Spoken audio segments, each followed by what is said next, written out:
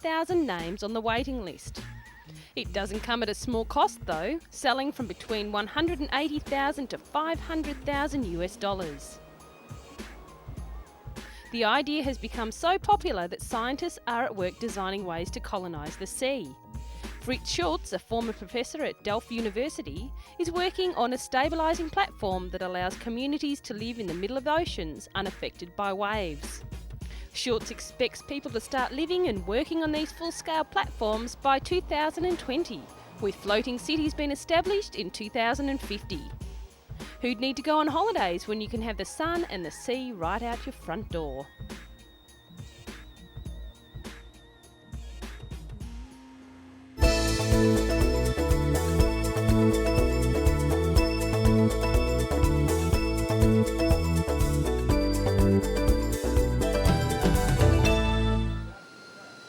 Here's a fishy story about love and devotion to your pet. In this case though, the pet is a fish, and this place is a fish hotel. The koi is a very popular fish around the world. There are hundreds of web pages you can read up on, from how to care for the koi to societies of koi lovers. Tony Lee goes to the koi hotel every other day to visit his fish. He spends nearly $3,500 US a month on food and rent for the 100 koi he owns. They are living the good life in total pampered comfort at the Nippon Koi Hotel. Tony's own pond at home is not big enough to keep them all together. They need plenty of room to swim and exercise. Just look how big they get. Tony Lee is not alone in his preoccupations, and that's why Seng opened the hotel. Many people love fish but can't house them because their homes are too small or their relatives don't share their tastes. Seng says that some guys rent space in the hotel for their koi to stop their wives from seeing how much money they really spend on the fish. Nippon Koi Hotel has about 100 customers. The hotel has about 200 ponds in 3 different sizes from small to huge. The latter are known as the presidential suites of ponds. Each of them comes with a room or pond number, and the koi lovers can keep a record of their pets' shapes and sizes. The Koi Hotel's ponds cost between $130 and $400 US a month. The high-end presidential investment ponds are for serious breeders who raise koi to sell them at auction or to enter them in competitions. Some ponds are deeper than others. Koi breeders say the deeper the pond, the bigger the fish. Public relations consultant Tae Kya Yang fell in love with the koi 12 years ago. Today, he owns about 80 of them. He sends them to the hotel to grow larger in the bigger ponds. Tae says he's too busy at work to tend to his fish. The Koi Hotel is just perfect for him. They help us to monitor the fish, so if anything is wrong, be it health or that it needs a little more pampering, we certainly get that from the Koi Hotel, he said. The hotel also provides hospital services for sick koi that are suffering from skin disease. The most common sickness is ulcers caused by bad water. Koi lovers say the fish even suffer from stress caused by travelling from one pond to another. The hotel also caters for people who want to board their koi for short stays when they go away on holidays or in between moving house. The hotel owners say the hotel is not only for serious koi lovers and breeders. They encourage beginners to start collecting them and simply appreciate the beauty of the fish at the hotel or at home.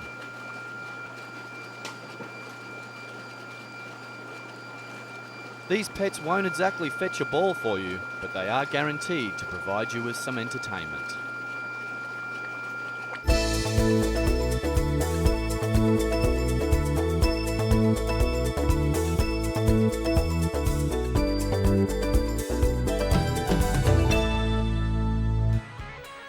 In the hands of this master glassblower, Bob Harris, glass is flexible and practical, providing laboratory hardware for a variety of scientific experiments. Using a lathe, hydrogen burners and a carbon tool for shaping, he skillfully works his magic. He says it's simply a matter of understanding the glass and its movements, both with your eyes and your hands, and be able to manipulate between the two. Bob has been building one-of-a-kind components for spacecraft and laboratory experiments for over 20 years. As a scientific glass blower, Bob has been asked to build just about everything, from springs and laser tubes to the main vacuum chamber for an atomic clock. The art of scientific glass blowing is really only learned from watching an expert at work, and that's the way it's been for centuries. Unaffected by most chemicals and able to withstand extreme temperatures, glass is perfect for chemistry hardware. For scientists, the skill and experience of an on-site craftsman provide important design flexibility. This piece will be a part of a large-scale ozone depletion study at the Centre Research Lab. A piece of research apparatus begins to take shape. By forcing air into the closed vessel and heating only a tiny area, a blister is formed. Using the torch like a knife, Bob cuts a hole.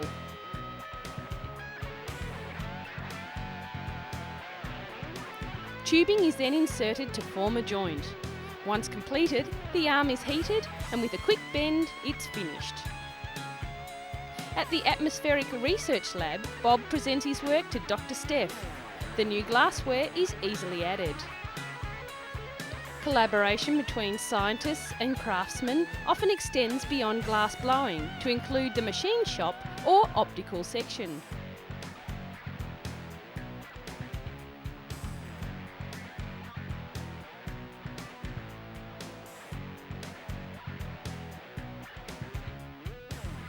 This mirror, 2 years in the making by the optical lab, is being checked for surface imperfection. In their free time, researchers, craftsmen and scientists alike turn from spaceflight research to flight testing on a smaller scale. This hobby has helped Bob discover new talents. He explains that he took his scientific glass blowing, his artistic abilities and his modelling background and combined them all into what everyone sees today, his glass satellites. Delicate glass sculptures have been created for exhibits, as well as for national and international leaders to represent NASA's space achievements.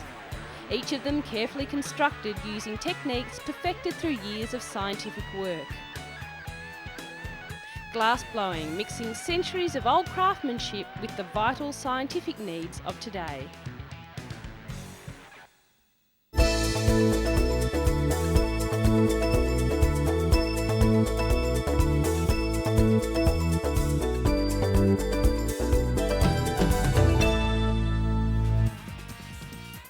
There's something smelly going on in the USA. A science centre is hosting an exhibit that teaches kids how and why their bodies burp, vomit, make bogies and pass gas through sight, sound and smell. Snot, gas, burping and vomit. That's what the exhibit Grossology, the impolite science of the human body, promises to teach kids. And kids are lapping up the information. The Liberty Science Centre is hosting the Gross Out exhibit. Children can interact with the displays by climbing up a pimply wall, listen to a tap dripping green stuff while talking about boogers, and travelling through a maze of intestines only to exit out the rectum. It's designed for under 12-year-olds who enter the exhibit through a giant nose, allowing kids to feel mucus and learn that humans swallow a lot of mucus every day. The kids are also encouraged to slide down the esophagus, tunnel through the intestine and slip out of the colon.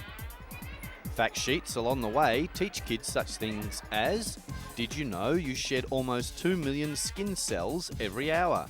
And, did you know that rhinotelexomania is the study of nose picking? It may not teach too much about biology, but it does stoke the interest in science by appealing to the fascination of bathroom humour. Easily the grossest display is the section on smells, challenging kids to smell 4 different hideous pongs and then guess whether it comes from the armpit, mouth, anus or foot. Kids can also fire pollen balls into nostrils to demonstrate the effect of pollen on the nasal system. Shoot 5 right up the nose and a ball of mucus comes flying right back at you. There is a serious side though, with Grossology not only encouraging an interest in biology, but also a confidence in their own bodies.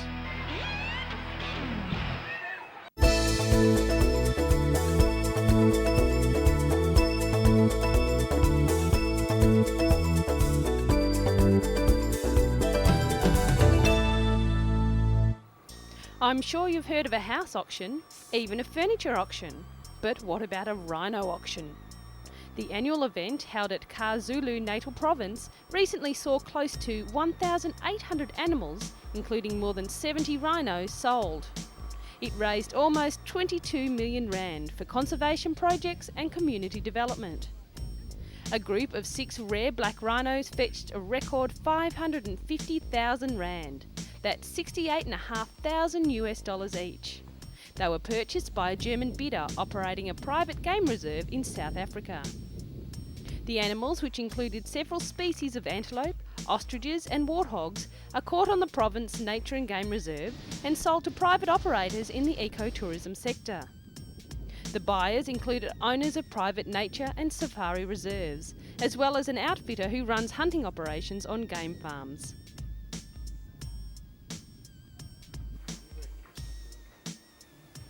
A white rhino and her calf fetched a record 550,000 rand at the sale, beating the previous record for a similar pair, which went for 450,000 rand at last year's auction.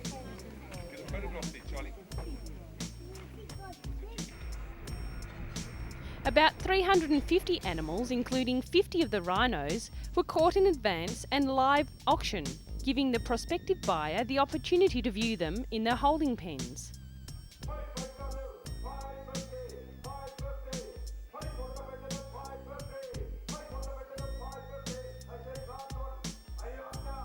Live video footage of the animals from the holding pens was beamed onto the big screen behind the auctioneer.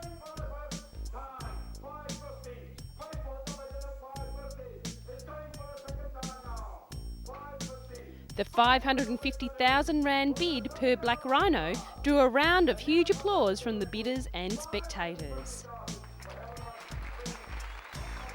White and black rhinos are actually both grey. White rhinos are larger and graze, while black rhinos have a hooked lip used for browsing. Virtually all of southern Africa's white rhino population come from the KwaZulu Natal, which was the last refuge of the huge beasts earlier in the century when they were on the brink of extinction. It's a breeding program that saved the animals, and the reserve has restocked other parks throughout the region.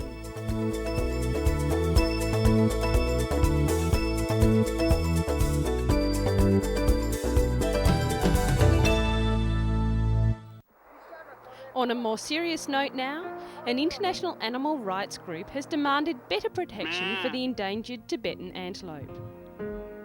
They have been brought to the brink of extinction due to the demand for its Shatouche wool. Shatouche, which is Persian, means from nature and fit for a king, and has long been acknowledged as the king of wool. Conservationists warned recently that the growing trade in Shatouche wool was becoming an increasing threat to the endangered Tibetan antelope. Only an estimated 75,000 remain in the world. Since the 1980s, Shatouche shawls have become a must-have item among the rich and fashionable, despite a ban on its international trade since 1979. In India and America, the purchase and sale of the shawls is illegal and carries a maximum prison term of 7 years in India. The wool is so fine it measures just 3/4 the width of cashmere and 1/5 that of human hair. Shatouche is smuggled into Kashmir to be woven into shawls and scarves. Zhao Xingzong of the China Environmental Scientists Association said conservation groups and ordinary people were united in their opposition to the trade.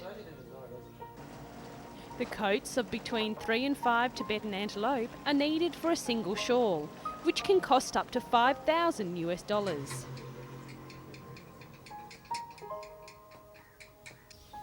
Demand is keen all over the world, especially in major fashion centres in France, Italy and Britain, and buyers are known to fly regularly to Delhi for private showings. We really need to ask, is fashion really worth the life of such a beautiful creature, or worse, the existence of a species?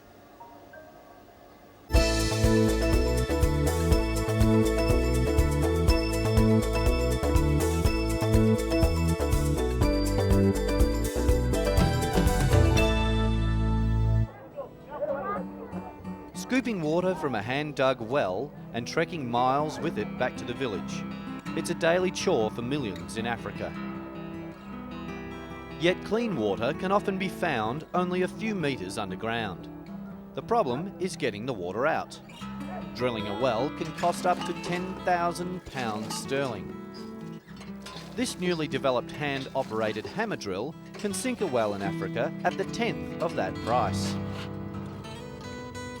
Members of a research team at Cranfield University just outside London designed the new tool. As the pipe is hammered through the rock, clay and sand to the water below, new sections can be screwed on. All parts of the rig except the super hard drill bit are designed to be made or bought locally, removing the need for costly imported spares. And there is no patent on the design. That means anyone can modify it to make it work more effectively. It might take 2 weeks to drill the well depending on the depth of the water table. Then a simple hand pump like this can be fitted to provide a permanent water supply to the village. The drill has already been tested in various sites in Uganda, where the government is part funding the project. If further field trials in Uganda are successful, other countries could adopt the scheme and with it provide clean water cheaply while stimulating the local economy. It's science working with less developed countries to make life a lot easier.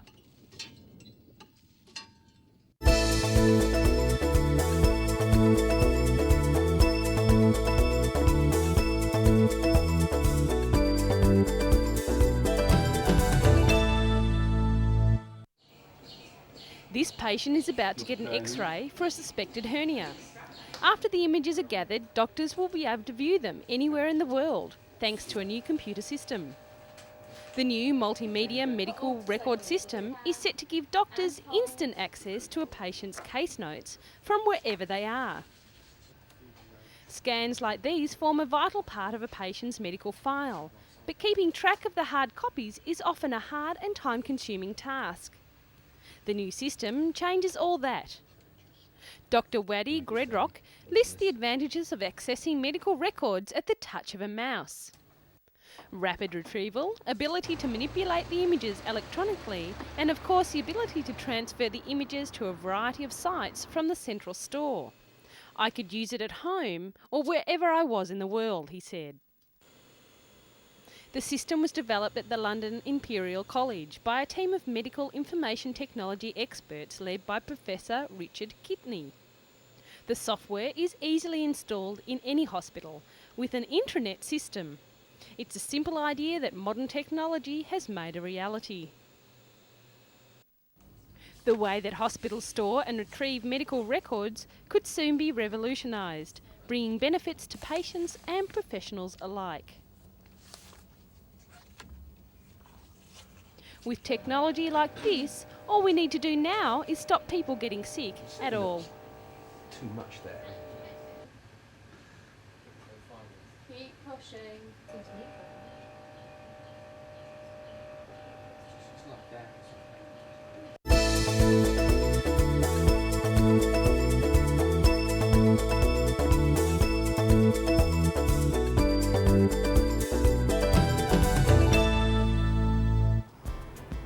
And finally, it's thought an injured humpback whale may have entered Sydney Harbour in search of a sanctuary after being hit by a ship. National Parks and Wildlife Services staff in a boat were monitoring the condition of the 10 to 12 metre adult humpback, which is the size of a passenger bus and could be seen swimming near the mouth of Sydney Harbour. Spectators were warned against stressing the whale and were urged not to get within 100 metres of the stricken mammal. The whale appeared to be swimming freely despite wounds to its back. A transport spokeswoman said all Sydney ferrymasters had been warned that there was a whale in the harbour and told to proceed with caution. She said the humpback had not affected the running of ferry services. Ken Eastwood, a staff writer at the Australian Geographic Journal, said in New South Wales between June and July, humpbacks travel north from the Antarctic waters to their breeding grounds in the Coral Sea off Queensland. They travel up the coast for a couple of months to warm waters to breed, he said. Late in the afternoon, the whale headed out to sea, possibly responding to the calls of a pod of 4 whales just outside the entrance to the harbour.